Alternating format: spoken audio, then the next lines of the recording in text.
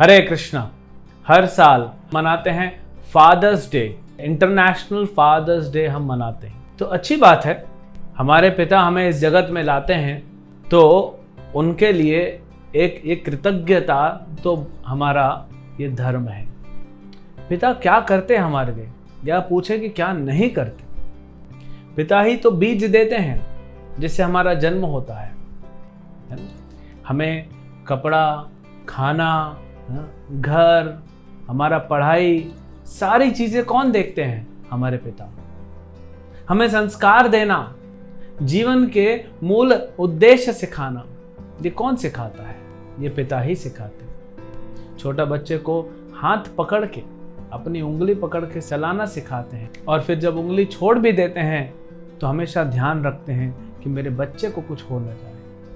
पैदल चलाने से लेकर साइकिल चलाना, गाड़ी चलाना, जीवन में कैसे चलना है, किससे कैसे डील करना है, क्या करना है, क्या नहीं करना है, ये सब हमें कौन सिखाता है? हमारे पिता सिखाते हैं। तो इसीलिए हम बड़े कृतज्ञ हैं अपने पिता के लिए, और इसीलिए ये अंतर्राष्ट्रीय दिवस मनाया जा रहा है, इंटरनेशनल फादर्स डे। पिता कौन है? पिता प्रतिनिधि हैं किसके? भगवान श्री कृष्ण। कैसे? जैसे राजा, किसी भी राज्य का राजा होता है, वो भगवान का प्रतिनिधि, क्योंकि ये संपत्ति तो भगवान की है। वैसे ही पिता जो हैं वो भगवान के प्रतिनिधि बन के हमारा पालन पोषण करते हैं, क्योंकि असली पिता कौन है? भगवान है। ब्रह्मा जी ब्रह्म संहिता में कहते हैं, सर्व कारण कारणम, सभी कारणों के कारण भगवान श्री कृष्ण है।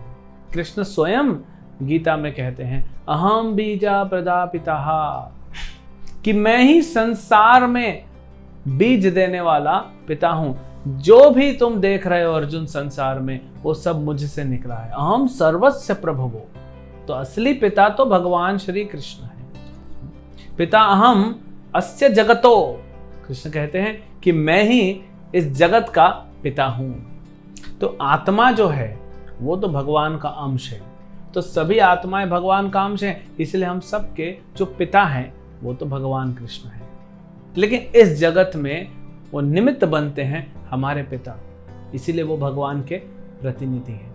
तो प्रतिनिधि होने के कारण एक पिता का क्या कर्तव्य है, ये हमें थोड़ा सा समझना। हम सबके पिता ने हमारे लिए बहुत सारे सैक्रिफाइसेस किए हैं, बलिदान दिए हैं, त्याग दिए हैं। खुद न खा के बच्चे को खिलाते हैं, खुद अपने लिए नए कपड़े न खरीदें फेस्टिवल्स में, लेकिन अपने बच्चे को दिलाते हैं। हर चीज़, उनका स्नेह, उनका फैसिलिटी, हर चीज़ उनके बच्चे के लिए होता है। लेकिन ये देना, ये सब फैसिलिटी देना अच्छा है, बट ये सफिशिएंट नहीं है। एक और धर्म है जो पिता को निभाना है, और वो है कि जो जीवात्मा है, जो अंश है भगवान का, इसीलिए बच्चे को भगवान से कनेक्ट करना, ये पिता का धर्म है। पालन पोषण करना भी धर्म है, हमें शिक्षा देना भी धर्म है। पिता एक स्वाभाविक गुरु होते हैं सबके लिए, लेकिन हमें फिर भगवान से भी जोड़ने का ये धर्म, ये कर्तव्य, ये भी पिता का है। प्रतिनिधि का मतलब ही होता है कनेक्शन कराने। तो इसीलिए सभी जो पिता हैं या पिता बनने वाले हैं भविष्य में, उन सब का धर्म है कि अपने बच्चों को, चाहे बेटा हो चाहे बेटी हो, उनको भगवान से कनेक्ट करें। शिक्षाएं दें, जो भगवान ने शिक्षा दी है श्रीमद् भगवद गीता में, वो शिक्षा अपने बच्चों को दें।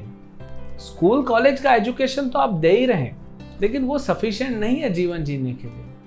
हो सकता है जॉब के लिए सफिशिएंट हो, लेकिन श्रीमद् भगवद गीता का ज्ञान उस बच्चे का ओवरऑल होलिस्टिक डेवलपमेंट करता है। हर पिता चाहता है कि हमारा बच्चा एक ऑलराउंडर बने, ऐसी पर्सनालिटी बने जो ऑलराउंडर हो, जिसका कैरेक्टर भी अच्छा हो, जो कॉम्पिटेंट भी हो। तो वो कैसे होगा? जब भगवद गीता का ज्ञान, भगवान का संदेश, भगवान के पवित्र नाम हरे कृष्ण महामंत्र को पिता अपने पुत्र को देगा या पुत्री को देगा, तब वो असली प्रतिनिधि का धर्म निभा रहे हैं।